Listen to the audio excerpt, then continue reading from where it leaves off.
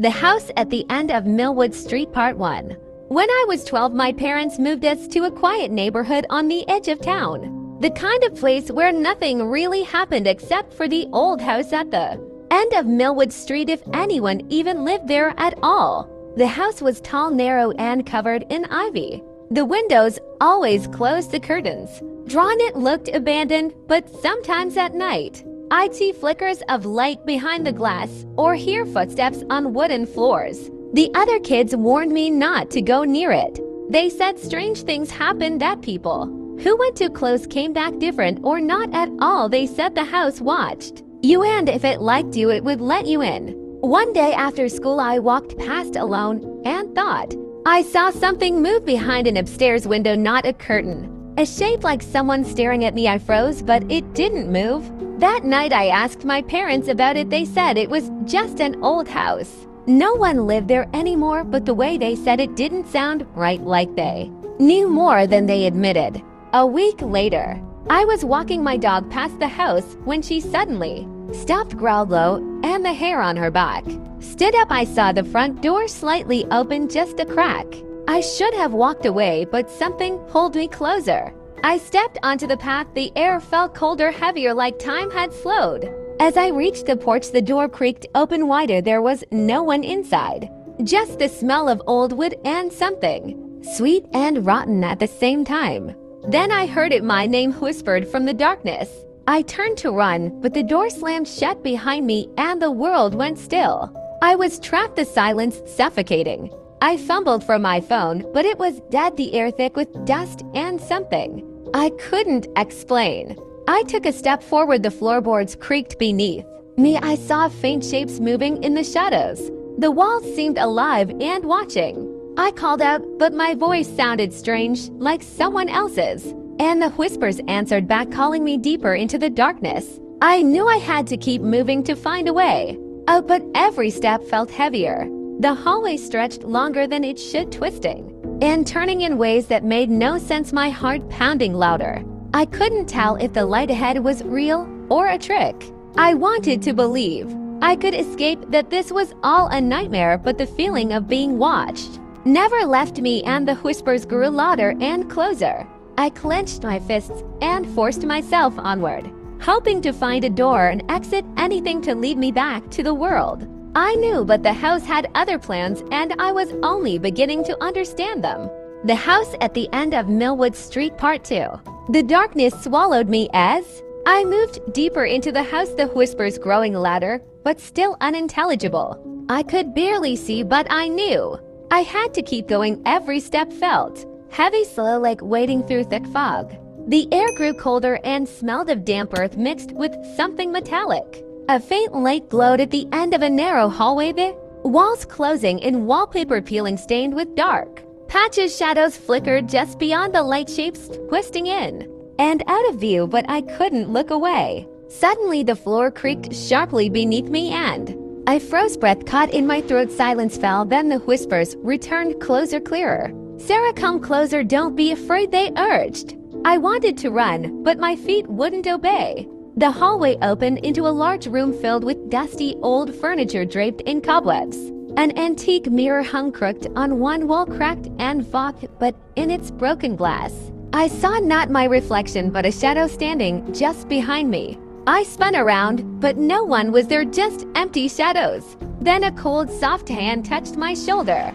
I gasped and turned again, but only darkness met my eyes. At the far end of the room, a door creaked open slowly, revealing a staircase descending into blackness. The whispers grew urgent. Follow me, they said, voices distant yet close at the same time. I took the first step down the wooden stairs, groaning beneath me.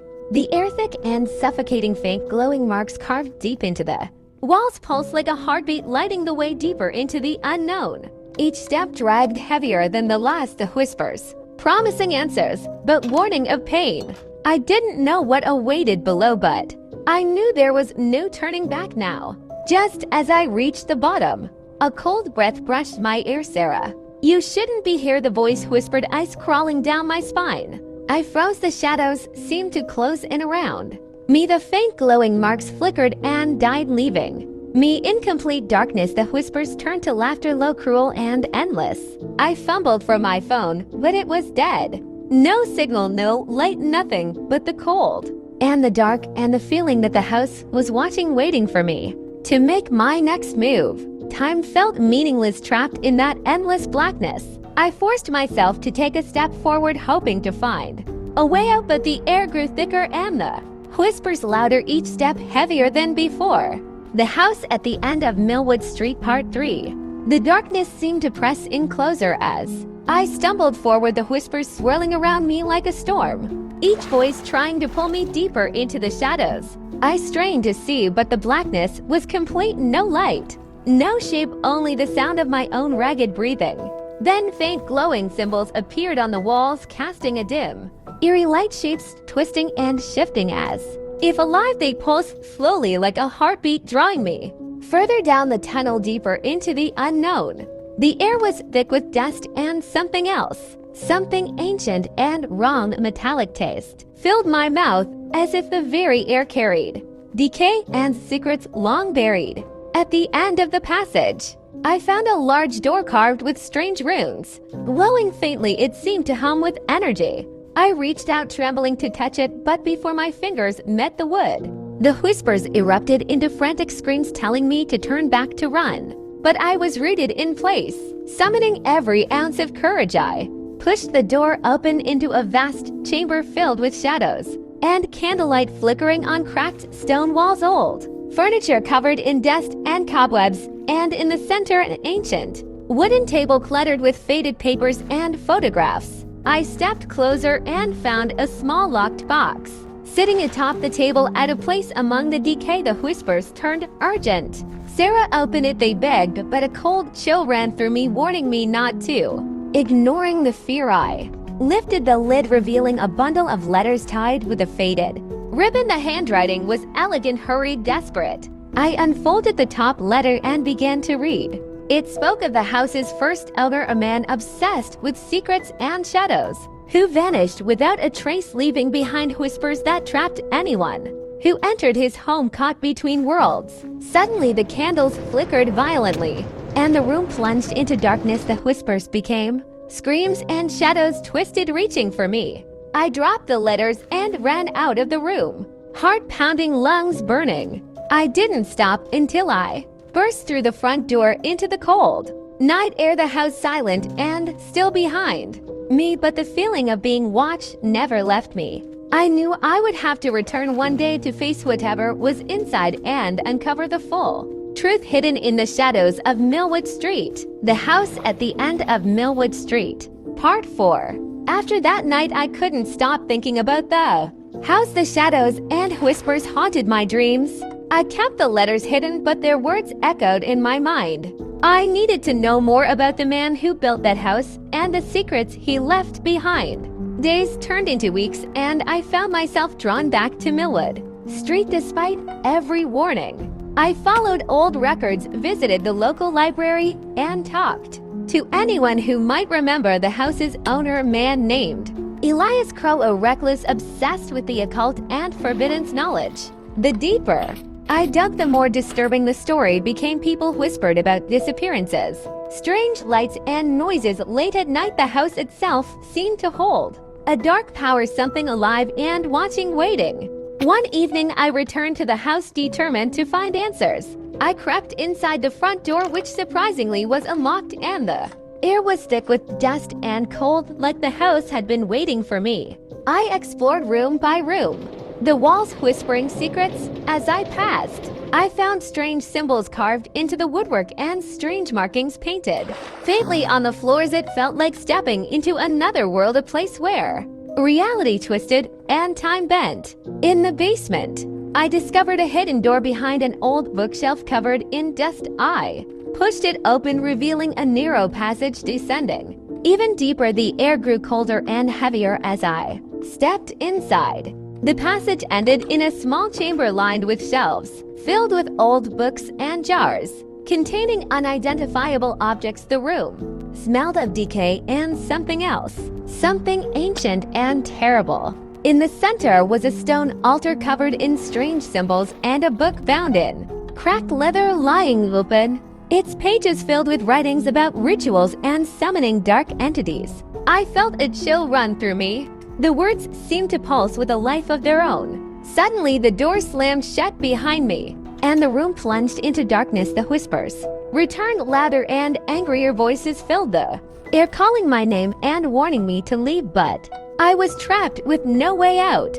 The house at the end of Millwood Street, Part 5. Trapped in the darkness, I tried to steady my breathing, the voices swirling louder, each one competing to be heard, the cold pressed against my skin like 1,000 icy fingers reaching inside my mind. I fought to keep control, but the fear was overwhelming. The book on the altar seemed to glow faintly, its pages shifting as if alive, the symbols crawling across the paper like they wanted to escape into the room. I reached out, trembling to close it, but something stopped me. A whisper softer than the rest yet stronger, telling me to read.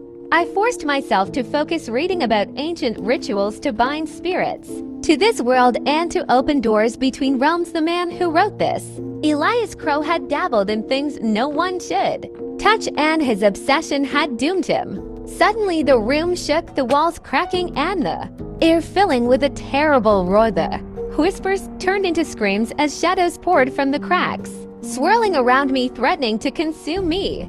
I grabbed the book and made a run for the door, but it was locked tight. No matter how hard I pulled, I couldn't open it, the shadows closing in around me, cold and dark, trying to drag me down. Just when I thought I would be swallowed whole, a bright light exploded from the book, burning through the darkness, the shadows recoiling and screaming in pain. I threw the book at the door, and it flew open. I didn't hesitate. I sprinted up the narrow stairs and burst through the front door, gasping for air, the night cold and clear above me, the house silent as if nothing had happened, but I knew better. The whispers had followed me outside, lingering just beyond hearing. I looked back once more, the windows dark and empty, but I knew the house was waiting for me, still watching, waiting for me to come back. The house at the end of Millwood Street, Part 6. The nights after I escaped, the house were the darkest I had ever known.